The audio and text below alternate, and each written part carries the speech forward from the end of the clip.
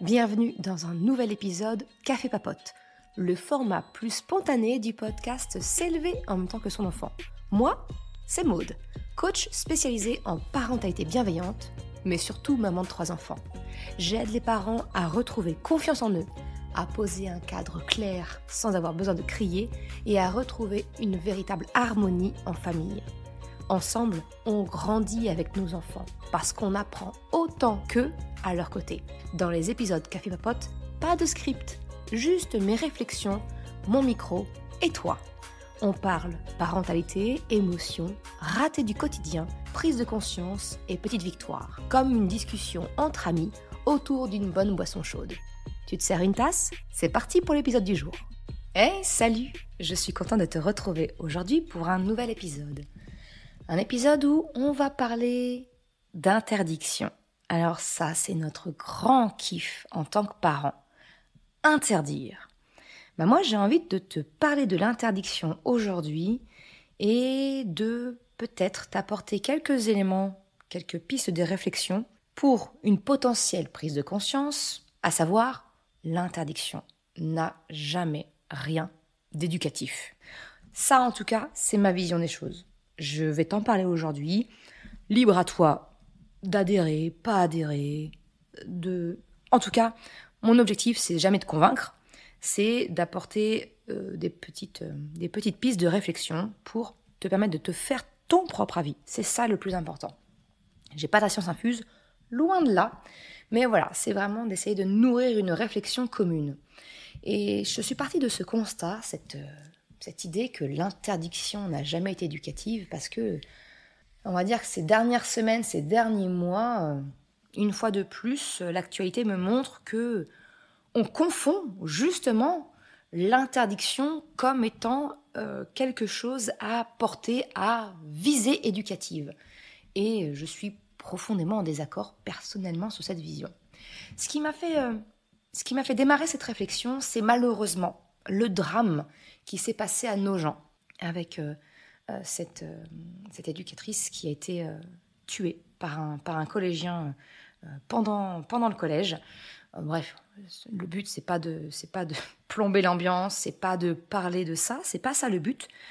Ma réflexion est partie de ce que notre gouvernement, ce que nos politiciens ont tiré comme conclusion de ce drame.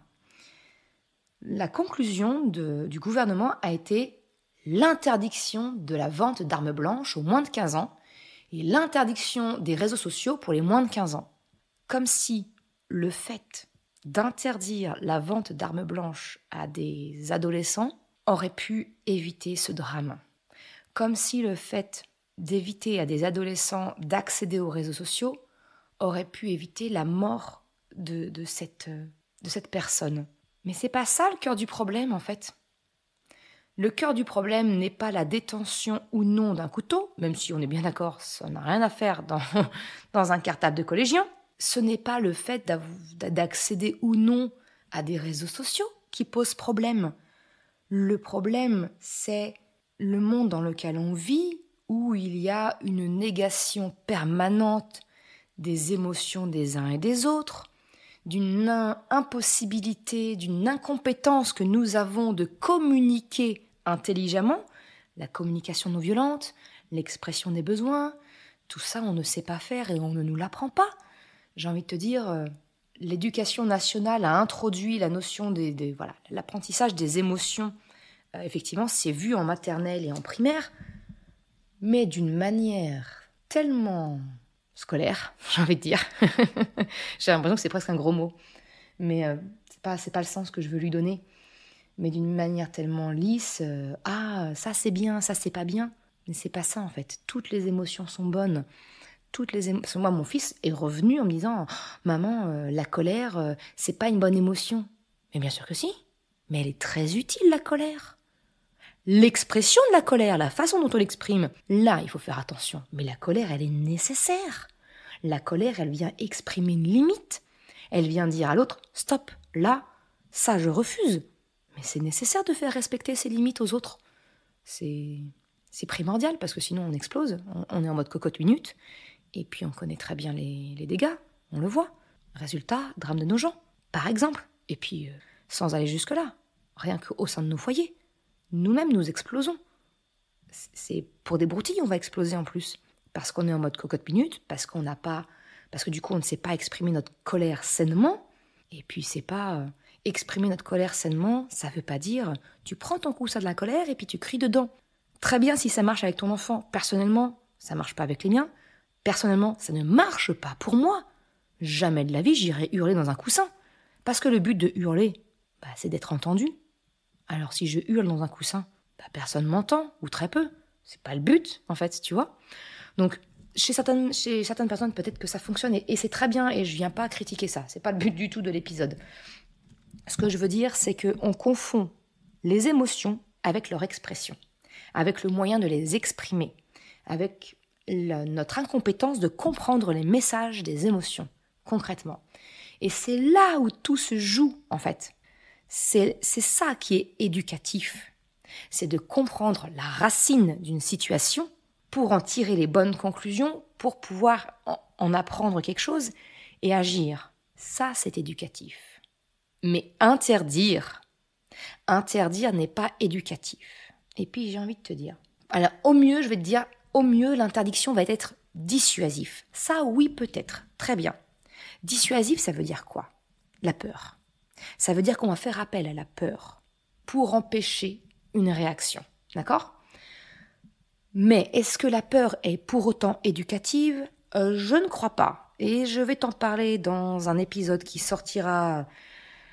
soit il est déjà sorti au moment où... Parce que voilà, j'en enregistre plusieurs en même temps. Soit il arrive dans les semaines qui viennent. Mais de la même façon, on va venir confondre l'autorité avec la peur. D'accord? On pense que de faire preuve d'autorité, c'est de faire peur à l'autre. C'est que finalement, l'autre va nous respecter. Mais respecter par quoi? Par la peur. Mais pas du tout.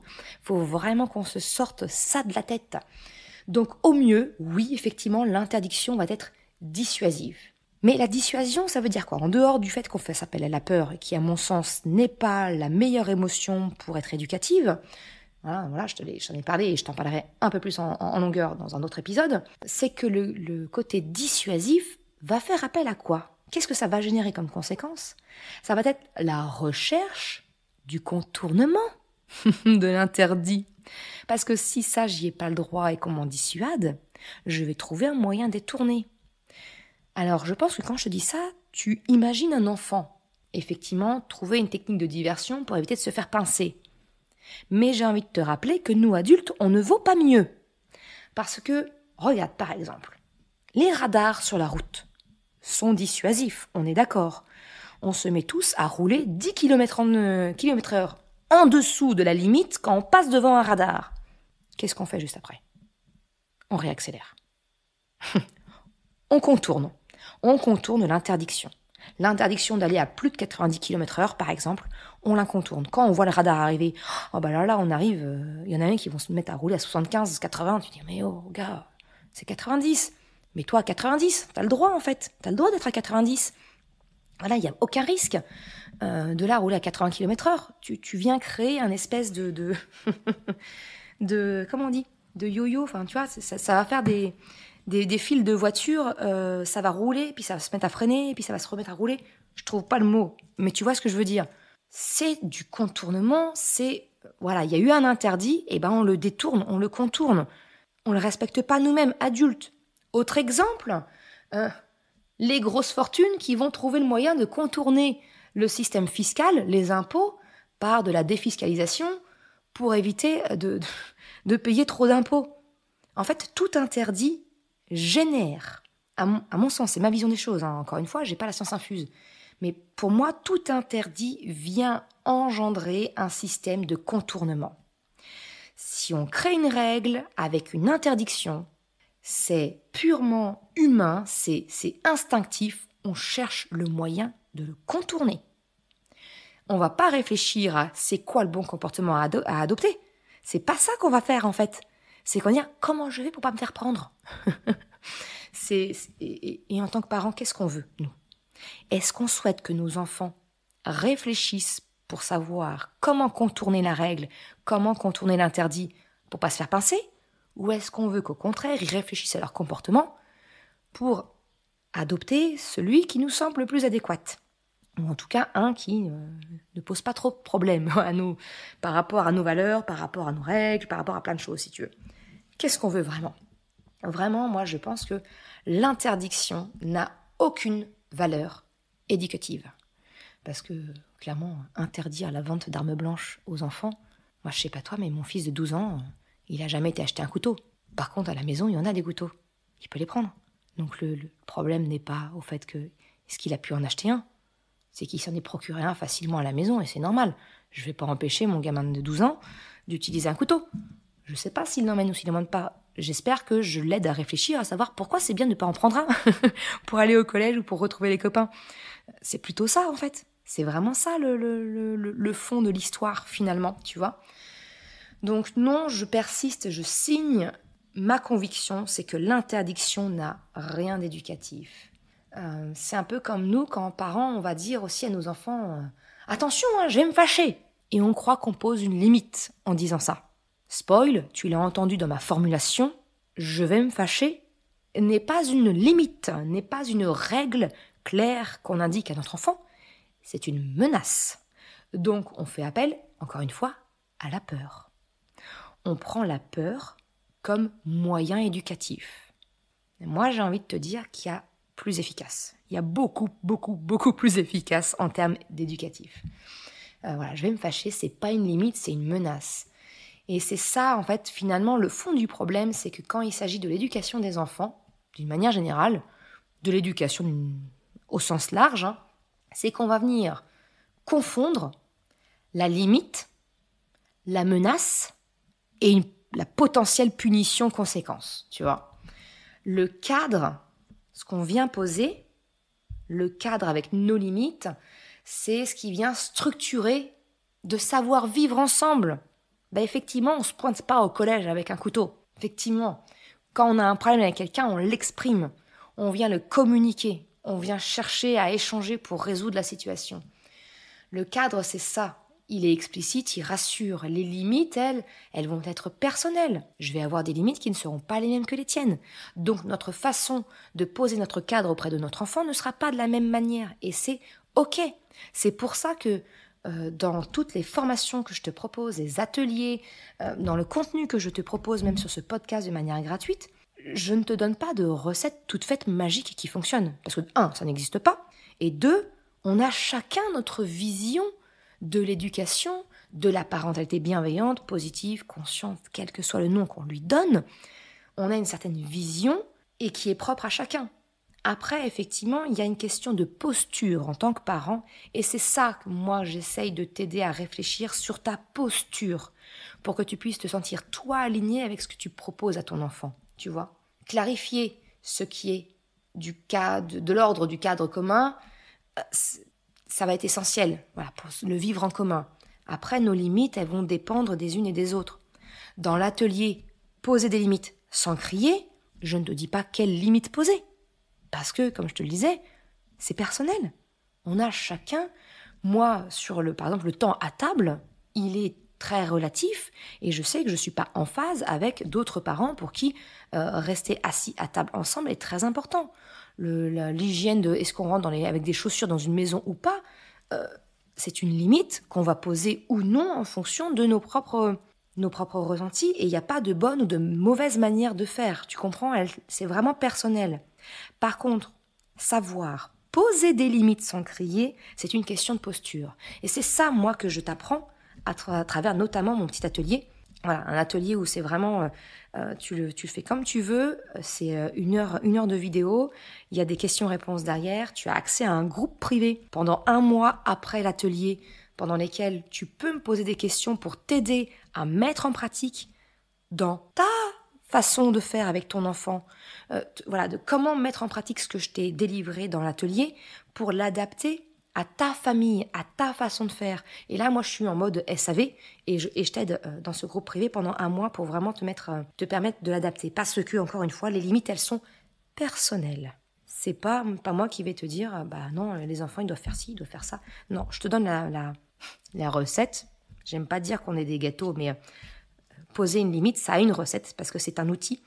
Voilà, il y a 6 fondations qui permettent de poser des limites auxquelles notre enfant va adhérer plus naturellement, plus facilement, avec moins de friction. Et à partir du moment où tu apprends à formuler tes limites, ton cadre, sous ces 6 fondations-là, tu verras, ça change tout.